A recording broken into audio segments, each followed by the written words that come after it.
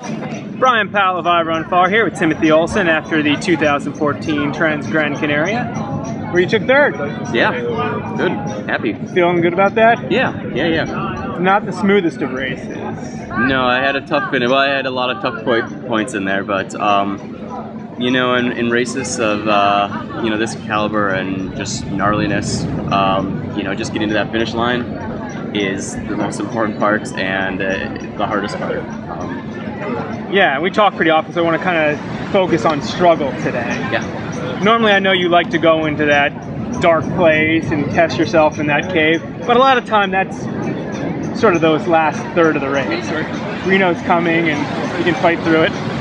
That came way early. This was early, yes. So how do you keep yourself motivated when you might not even expect it? It's not when you're fighting at the very end.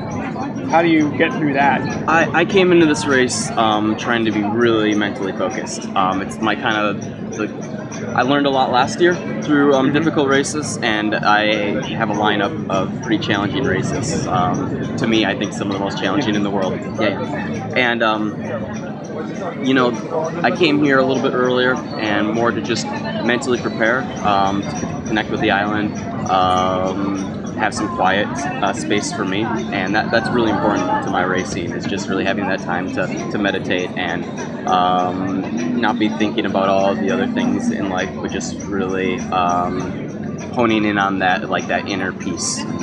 That's what I try to bring to the race, and through the difficult times, like that's when you need it the most. And so how do you find that yin and yang? 'Cause there's got to be going to peace, but there's, I sort of get from the sense that sometimes there's also fight. Like, oh yeah. It's both. It's a mixture. It's like this. You know, I think it's the peace part is like those, you know, those silent, still moments between the chaos and the animal that comes out, and you need a little bit of both, and especially in such a long distance, you need to take that moment to go inside and like feel on what's going in your body. Because when you race like this, I don't like, I start off with kind of like a plan of like, I'll eat this time, I'll eat there, and that kind of just eventually that just goes out the door, you know, like the stomach goes wrong, which my stomach went bad early on, and spent some times in the woods, but you know, that happens, and so you have to learn how to deal with that and accept it. And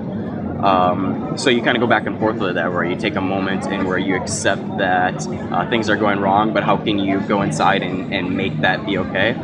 And then once you kind of get centered and you're ready to chill and go running, then, you know, that's when the animal needs to come out, and you need to really, you know, start grunting, and I love that part, and that's what I do in training sometimes, is just, you know, letting that inner animal out and growl and drool and just, you know, just get gnarly like the terrain, and that's what I do in sections as well. So those, sort of thinking of a car analogy here, those still moments are trying to like get traction with a tire. If you just go right into beast mode, you're just spinning your tire, you don't get anywhere. But if you ground yourself and really get that foundation. A great analogy, and yeah, it's basically what I do. I go back and forth the whole time, and you know, just really listening to the body, and then when the body says go and the mind's with that, like when you have both of those together, then you can really push it. And as much as you can focus on that mental aspect, there's got to be times when you realize, shit, I'm not getting that mental right. Like, I've been totally like having a little pity party, or just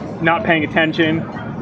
When you do make those realizations, do you just then have to accept them, or do you like then get upset about that? 'Cause it's very mental for you, I think, running. Yeah, I normally laugh. I laugh at myself a lot because like Ryan blew past me, and you know, just having flashbacks to Western States where we were going back and forth, and he caught me on the Cal Streets back a couple of years ago, and then I lost him, but eventually caught glimpses of him, and that gave me like, you know, motivation to keep rolling.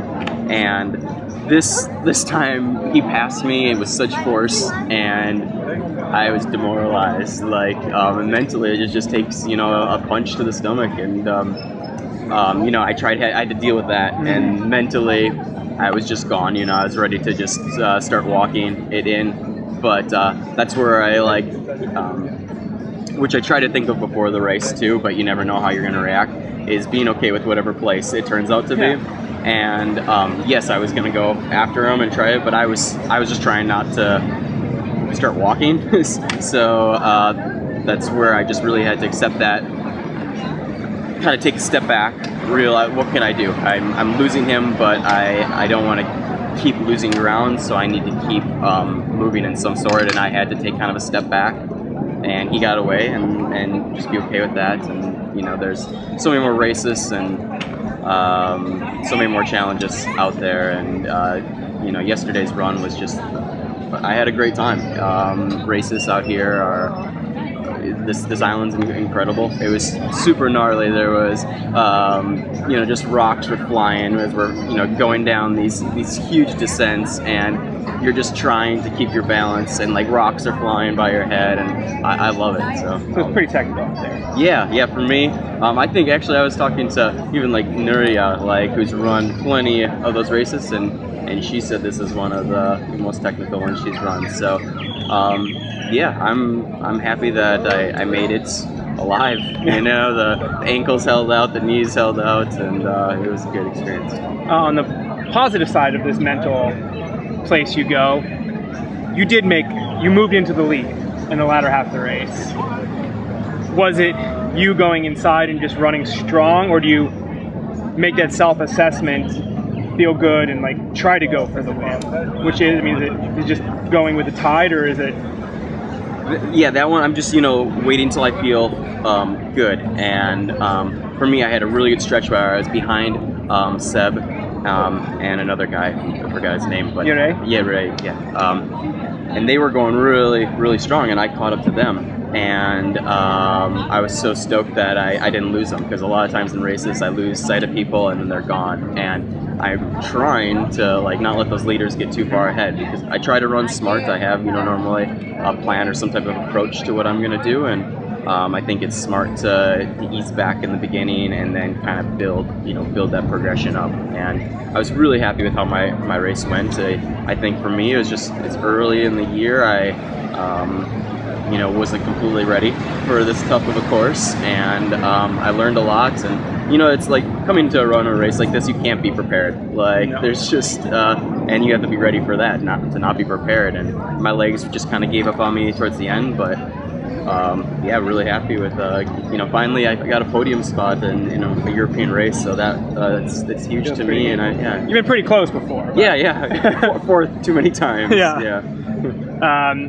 So where to next? Does your focus go ahead toward Hard Rock, or now it's kind of, you know, a little step back and go relax with the family a little bit. I've been gone way too long from them, so I'm really looking forward to getting back to Tristan and Krista and hanging out. But you know, I feel really good after the race. I got up this morning, went to the sauna in our hotel, so stretched out, so the legs are feeling not too bad, and really a feeling of excitement and like just readiness to keep going through this year. So I'm doing Transvolcania next, and again, that'll be a hard workout. I'll go hard, but like Hard Rock is the focus. So I feel like I'm in a good spot moving forward with that, and you never know how that's going to turn out. And you know, my life isn't based all around that. There's plenty of other good stuff in it as well. But you get in infrequently enough, right? You want to give that one a go. That one, that was 4 years in trying to get in, and very happy to be a part of that, and hopefully I can be a part of the Hard Rock family and maybe get a finish out there. All right, so congratulations yesterday, and see you around this spring. Yeah, thank you.